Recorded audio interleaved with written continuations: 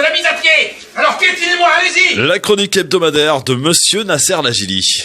Les confinements se suivent et la situation des petits commerces de proximité se dégrade.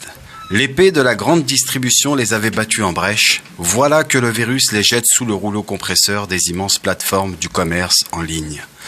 La solitude s'installe peu à peu dans la vie des plus vulnérables d'entre nous. Les épiciers, les libraires, les petites boutiques de prêt-à-porter, le pressing du quartier ne sont plus les lieux de l'humble petite convivialité de chaque jour. Le livreur pressé par le temps vient jeter à votre porte la commande passée dans l'anonymat.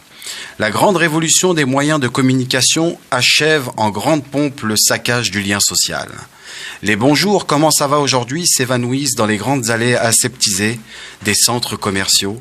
Les personnes âgées qui trouvaient la force de sortir et de s'attarder à la caisse pour échanger les quelques mots du jour ne trouvent plus cette occasion de rompre l'isolement dans lequel les plonge le fracas de la ville en ébullition. Comment expliquer à ma mère que toute mon affection lui parviendra par le biais d'un écran et que j'ai peur de venir lui faire un bisou de tendresse? Je suis matraqué à chaque seconde de cette angoisse, de cette crainte d'être le bourreau de ce que j'aime. Cette semaine, je veux penser à ces pauvres vieillards qui vivent loin de leur famille, parqués dans les foyers, ce que l'on appelle les shibani.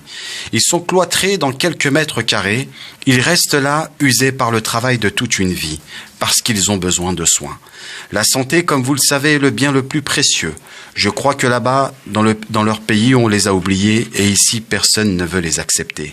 Sans vouloir être un affreux pessimiste, je crois que je n'ai plus assez de larmes à verser. Le stock de la compassion est épuisé, il y a trop de misère, trop de chagrin. Pendant ce temps, le gouvernement décide qui est un vrai journaliste et qui est un faux journaliste. Car dorénavant, pour couvrir une manifestation dans les rues des villes de France, il faudra une accréditation. Un journaliste de France 3 en a fait les frais cette semaine. On veut interdire au peuple de surveiller le comportement des forces de l'ordre. On parle de l'interdiction de filmer leur intervention musclée. Dans ces mêmes temps, les drones filment les manifestants. Partout, des caméras de surveillance sont installées pour nous épier. Eux peuvent nous filmer en permanence et nous devrions baisser les yeux ou regarder ailleurs pendant qu'ils tabassent la contestation. Dehors, la rue, l'espace public qui était l'écrin de la liberté devient la stratégie de notre gouvernement, la prison à ciel ouvert, dans laquelle nous serons tous sous liberté surveillée.